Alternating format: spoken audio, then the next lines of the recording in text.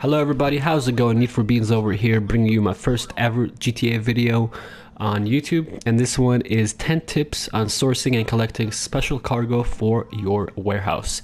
This is going to be tailored towards solo players, those that just want to do this whole thing solo, and let's go over some 10 of the top tips for sourcing and collecting special cargo. So tip number 1 is get an oppressor or a buzzard. You're gonna want to travel around the map as fast as possible because most crate runs is just going from point A to point B. So the faster vehicle you have to travel in, the better it is. Buzzard is usually for new players. Buzzard was my first ever purchase, and that's made me so much money. And once you can afford it, I would buy the oppressor just because it's a little faster than the buzzard, a little easier to get around in. But a buzzard will do just fine. So that's tip number 1.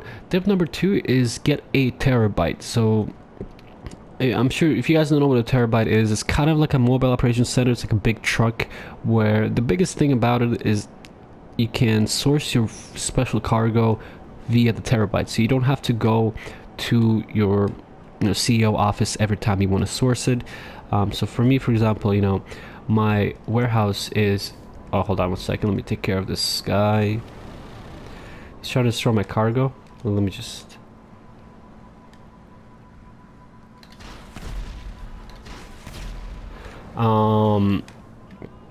Okay, where were we? We're getting terabyte. Yeah, so with the terabyte... Okay. Let's get out of here. Okay, with the terabyte, it lets you source your special crates through the terabyte, so you don't have to go all the way to your office. So for me, my office is all the way on the left side of the city, right here. And my warehouse is right here. It doesn't show right here. So instead of going back and forth, I can just get the terabyte. And that brings me to tip number 3, which is park your terabyte close to your warehouse so that you minimize the distance traveled. Because again, the less distance you travel, the more time you save, the more money you're gonna make. So those are kind of obvious tips, but I just want to make sure to include those. Tip number 4 is do headhunter / client jobs in between crate runs. So after you deliver your crates, you're gonna have a 5-minute cooldown on that, and you could just sit there and do nothing for 5 minutes. But if you end up doing headhunter or some sort of client job, I'll show you which one I'm talking about. You actually can make not just your money back, but more than that. So if you're buying 3 crates at a time, it's $18,000 per 3 crates. It takes $666,000 to fill up a 111 crate warehouse. So if you're doing headhunter and client jobs in between, you're actually going to make more than your money back. And so by the time when you're ready to sell, you have $1 million in your bank and you're cashing out 2.2 mil.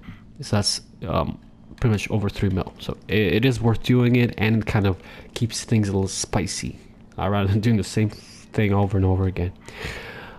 Tip number 5 is if you get raided, so your warehouse can get raided. It's kind of rare, but usually if it's more than half full, the more full it is, the higher chance there is of it getting raided.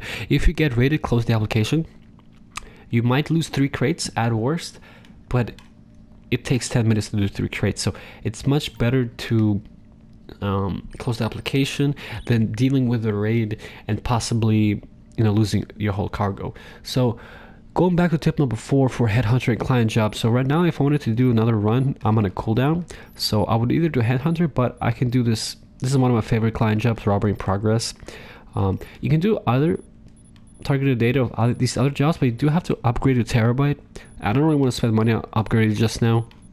Might be a good investment, but if you don't have an upgraded terabyte, robbery in progress is actually a really fine job to do. It's just a little bit annoying in the beginning. You have to go to these cameras to kind of find where the robbery is. But yeah, doing these missions in between will pretty much offset any losses from crates, and it's definitely worth it. Tip number 6, sell in a full lobby. Even if you're doing a solo sale of 111 crates, make sure to do it in a full lobby, because you're gonna miss out on a lot of money otherwise. So a full warehouse at its base goes for 2.2 million. We're talking full large warehouse. If you sell the full lobby, you can get up to 2.7 million. So that's about $500,000 you can make extra. And what's the worst that can happen? If you get griefed, that brings me to tip number 7. If you get griefed selling, close your application. Again, you're gonna only lose 3 crates. It's definitely worth it, because, okay, you lose 3 crates, go find a new session, get those 3 crates again. 10 minutes later, you're gonna sell again. So it's definitely worth it for that extra 500k bonus.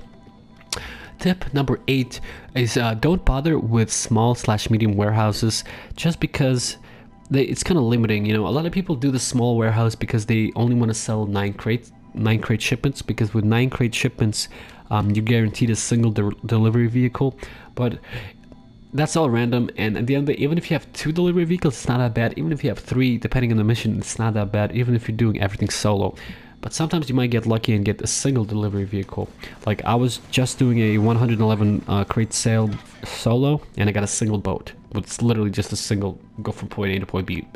It's just as much as I would do a 9 crate sale. So sometimes you can get lucky.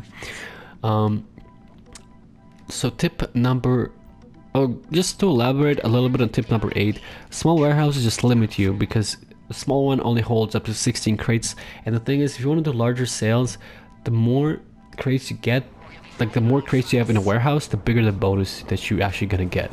So even if you start off with a small warehouse and you end up getting a larger one, just make sure to trade in that small one for the large one. Tip number 9, do not forget about Lester. That's a very obvious one, but when you're doing cargo runs and you have cops on you, call Lester. You know, even if it's like 2 stars and it's not a big deal, just don't bother with trying to lose the cops. It just adds more time to it, and again, time is money, and $400, $600, it's nothing, especially if you're doing, you know, jobs in between. Okay, last tip number 10, this is kind of more of a general one, is make sure to take breaks between crate runs. Crate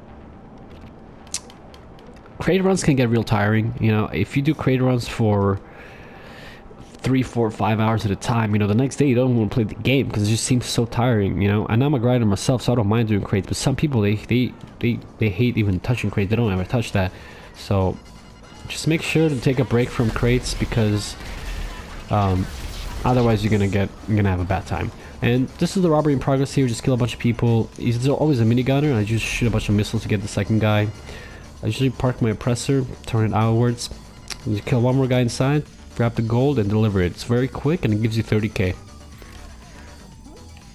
Even this one, Route 68, a lot of times you will get the Route 68 location if you park your terrorbyte towards like the north end of the city.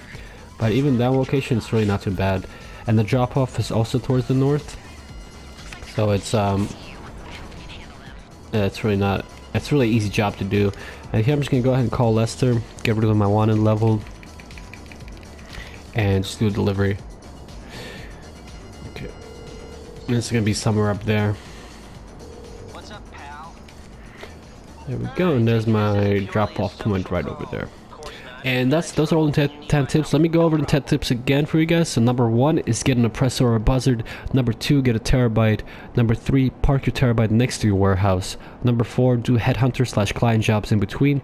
Number 5, if you get raided, close application. Number 6, sell in the full lobby.